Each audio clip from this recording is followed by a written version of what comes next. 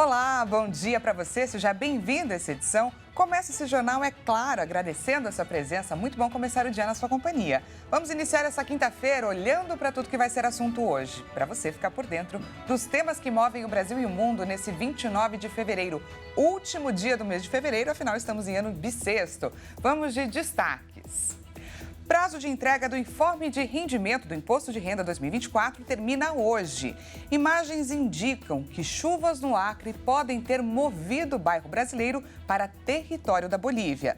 Nos destaques internacionais, número de mortos na faixa de Gaza chega a 30 mil. Isso segundo o Ministério da Saúde palestino, controlado pelo Hamas. E ainda, Nova York processa a JBS por prática de greenwashing. Já já a gente explica esse termo e te conta tudo isso e muito mais a partir de agora.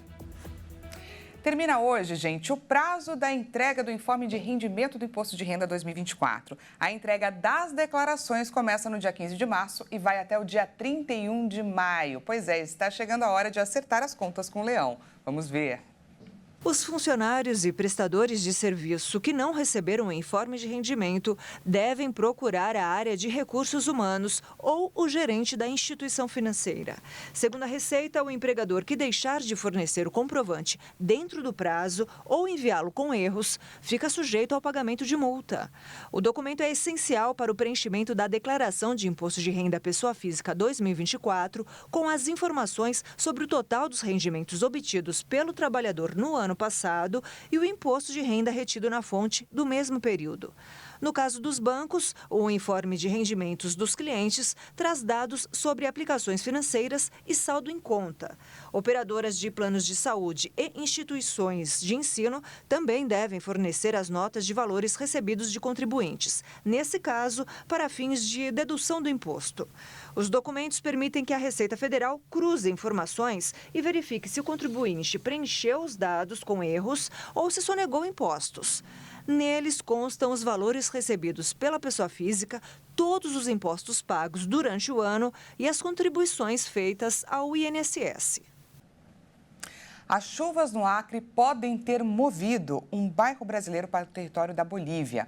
O bairro Leandro Barbosa, nos fundos da cidade de Brasileia, foi completamente alagado e teve sua rua de acesso inundada e também destruída. Vamos ver. Os rios da cidade de Brasileia já subiram mais de 15,5 metros, superando todas as maiores marcas históricas. No bairro de Leonardo Barbosa, a única rua de acesso também foi engolida pela água e as imagens da erosão indicam que o bairro pode ter ficado anexado ao território da Bolívia. A certeza só virá quando a água baixar, mas tudo indica que o cenário seja este.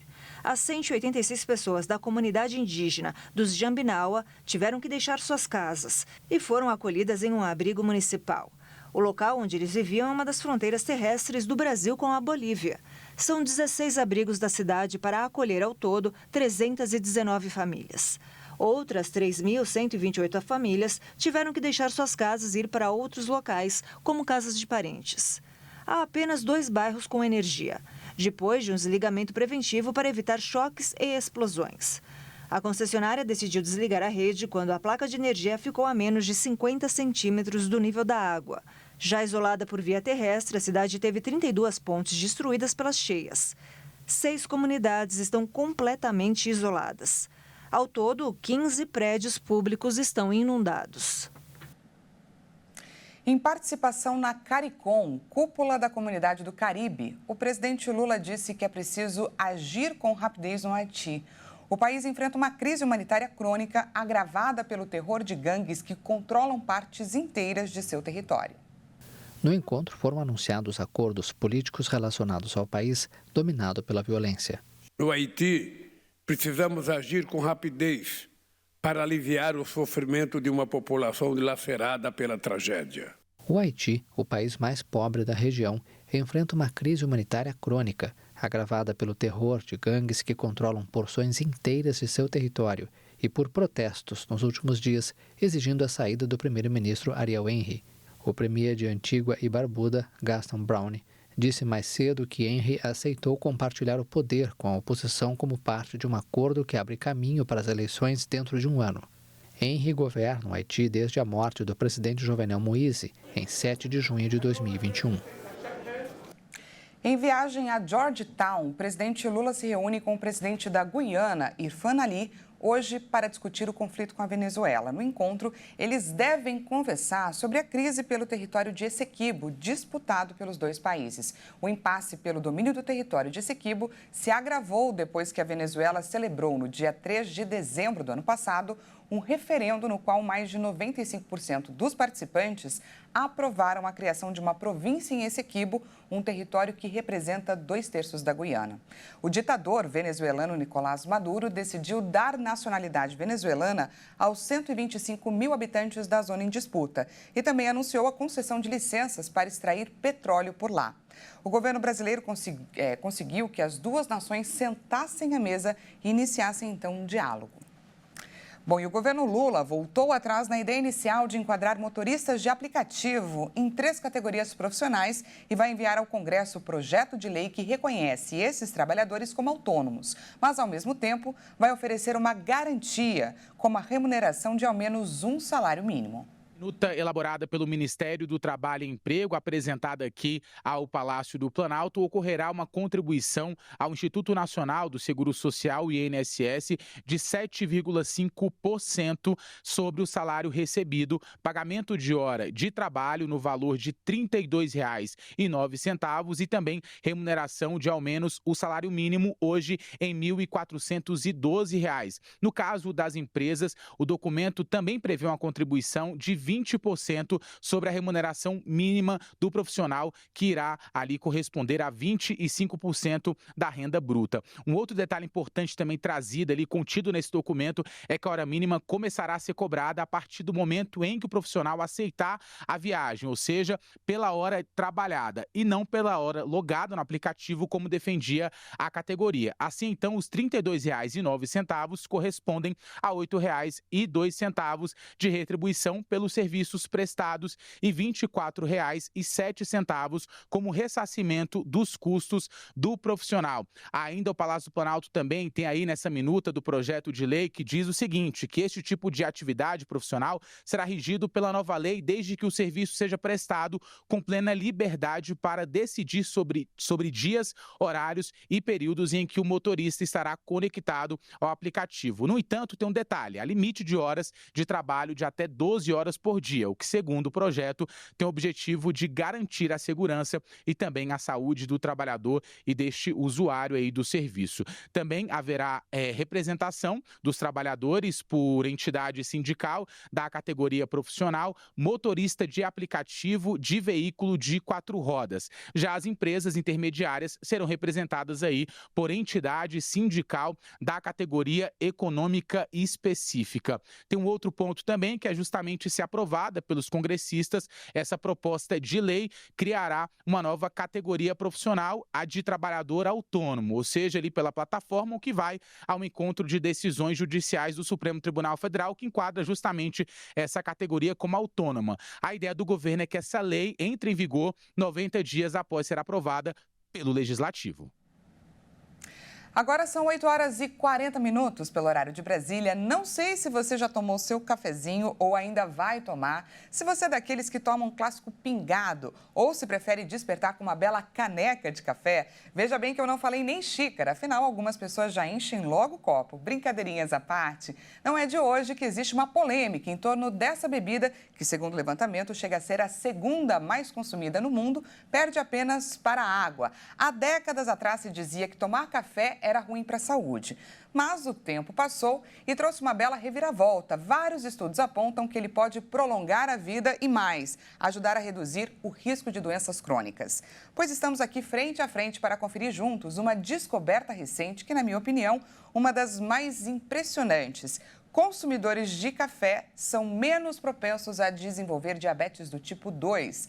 Para falar sobre esse assunto, chamo a doutora Nicole Queiroz, que é nutricionista, cardiologista e professora de medicina e também coordenadora do Hospital Público do Ipiranga. Doutora, bom dia para você, seja muito bem-vinda. Eu não sou nutricionista, eu sou cardiologista.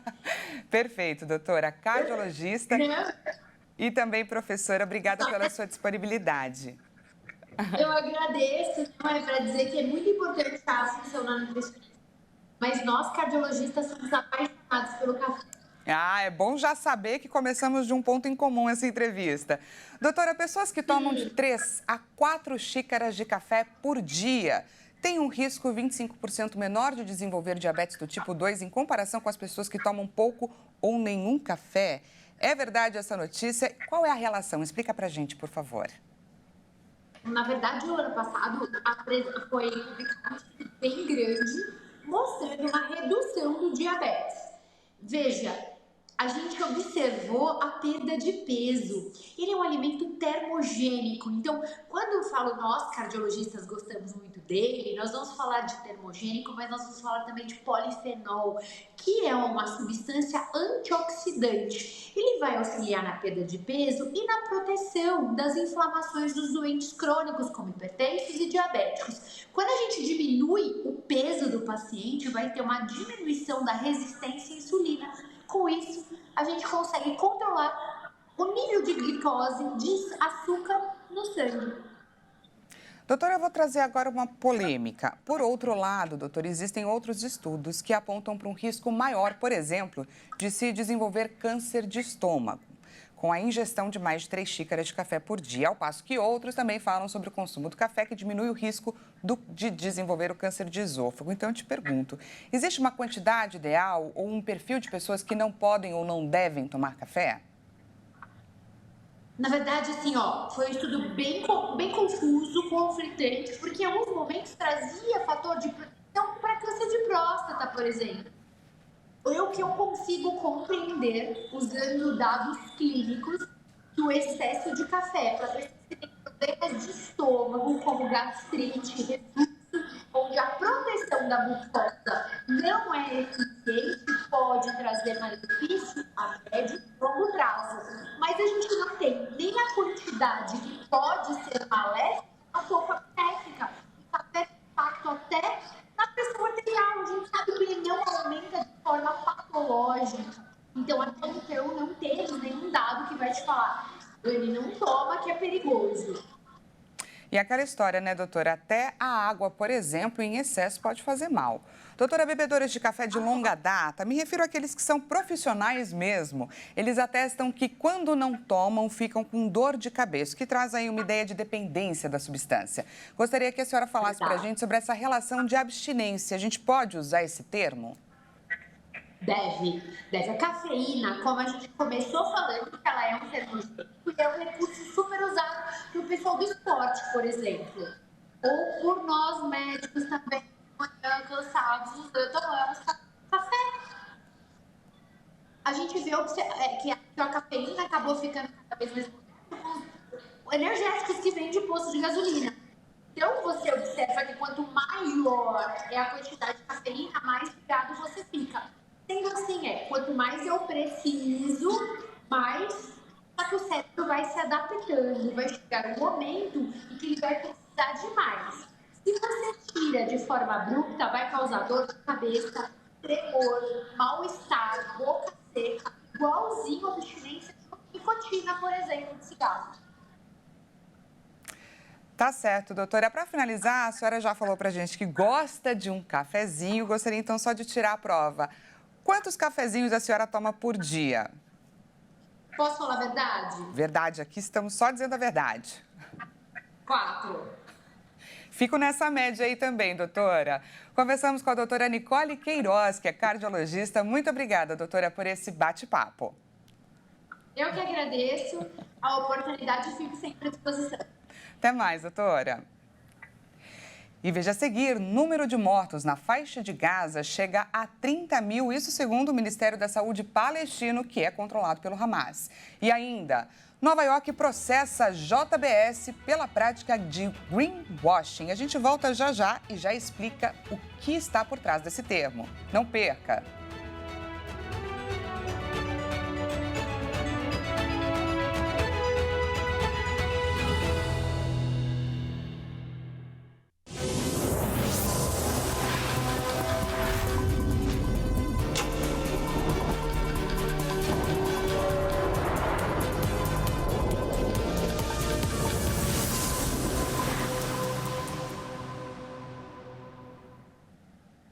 Seja bem-vindo mais uma vez, estamos de volta e ao vivo, 8 horas e 48 minutos pelo horário de Brasília. Voltamos com os destaques internacionais dessa quinta-feira para compartilhar com você.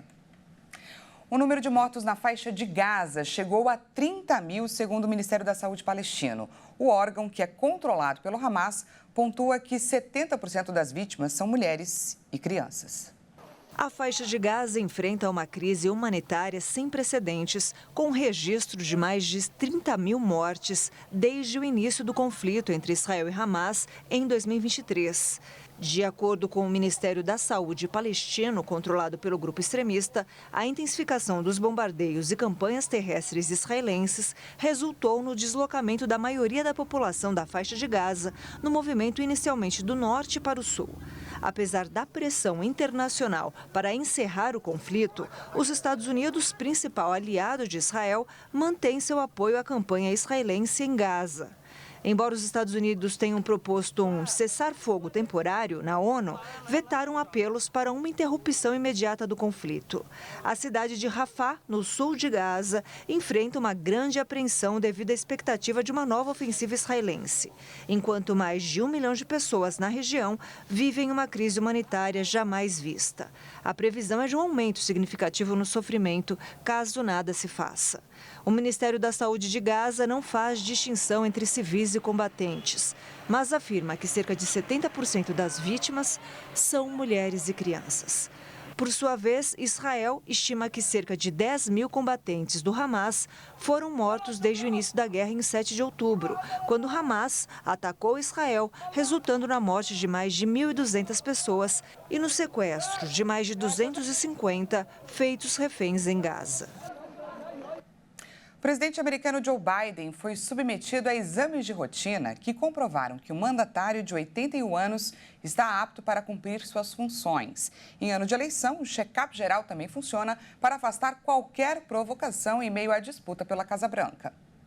A saúde de Biden, o presidente em exercício com mais idade da história dos Estados Unidos, se tornou uma questão chave nessas eleições.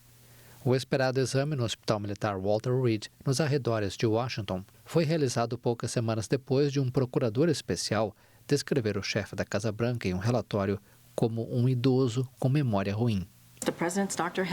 O médico do presidente disse que se olharmos para este presidente, que também é o comandante em chefe, ele passa num teste cognitivo todos os dias à medida que passa de um tópico para outro, compreendendo o nível granular desses temas.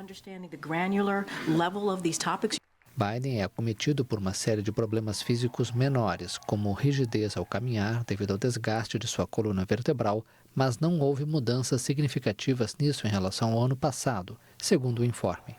O próprio Biden, que deve ter uma possível revanche nas eleições contra Donald Trump, de 77 anos, brincou dizendo que a única preocupação era que os médicos achassem que ele parecesse jovem demais. E a Suprema Corte dos Estados Unidos aceitou julgar a imunidade penal de Donald Trump. A previsão é que o julgamento ocorra antes das eleições presidenciais de novembro. Em 6 de fevereiro, um Tribunal Federal de Apelações desconsiderou a imunidade, reabrindo o caminho para que Trump seja julgado em Washington por sua suposta tentativa de alterar os resultados das eleições em 2020. Também nesta quarta-feira, foi revelada a informação que Trump ofereceu pagar uma fiança que cobre apenas 100 milhões dos mais de 355 milhões de dólares da multa imposta pelo juiz que conduziu seu caso por fraude fiscal. Mas um juiz rejeitou, nesta quarta, a oferta do ex-presidente pela fiança. Trump, que enfrenta 91 acusações criminais em outros casos, tem usado seus problemas legais para animar seus apoiadores e denunciar seu provável rival, o presidente Joe Biden, afirmando que os processos são apenas uma forma de prejudicá-lo nas eleições. Em uma ação apresentada na Suprema Corte do Estado de Nova York, a Procuradoria-Geral acusa a multinacional brasileira JBS de greenwashing. O termo traduzido do inglês significa lavagem verde e ele é usado para se referir a empresas que usam o tema sustentabilidade de forma enganosa. De acordo com a Procuradora-Geral Letitia James, a companhia não tem nenhum plano viável para atingir o seu objetivo de neutralidade de carbono até 2040. A procuradora-geral de Nova York, Letitia James, entrou nesta quarta-feira com uma ação contra a gigante brasileira JBS, acusada de greenwashing por ter assumido compromissos insustentáveis para reduzir suas emissões de gases do efeito estufa. Em um documento apresentado à Suprema Corte do Estado, a procuradora disse que a multinacional não tem nenhum plano viável para atingir seu objetivo de neutralidade de carbono até 2040. Mais à frente, James diz que mesmo que tivesse um plano, o grupo JBS não poderia cumpri-lo, porque não existem práticas agrícolas estabelecidas que reduzam as emissões a zero. Sobre compensar essas emissões, ou seja, comprar créditos de carbono, o que equivale a investir em projetos que reduzam o efeito poluente, o documento aponta que seria uma medida cara em uma escala sem precedentes. Para a Procuradoria, a JBS e a JBS USA usaram o greenwashing e declarações enganosas para tirar proveito do desejo crescente dos consumidores de fazer escolhas que respeitem o meio ambiente. A companhia informou levar muito a sério seu compromisso com um futuro mais sustentável para a agricultura e disse que não concorda com a ação apresentada. E para encerrar o jornal de hoje, vamos viajar para o outro lado do mundo. Vamos para o Japão, mais precisamente observar o castelo de Matsumoto. Junto dos castelos de Himeji e Kumamoto se formam aí os 3 famosos castelos do país. Pela cultura japonesa, essa estrutura é um pouquinho diferente, se distancia um pouco daquela ideia de castelo que a gente tem, os que geralmente a gente costuma ver representados nos filmes. Mas a elegância domina esse lugar, dá pra gente ver. Traz o poder da alta nobreza do passado japonês. E é com essa imagem que encerramos o jornal de hoje. Às 10 horas, Juliana Dariva chega com mais informações e eu volto à 1 da tarde com o balanço das notícias do Brasil e também do mundo. Até lá!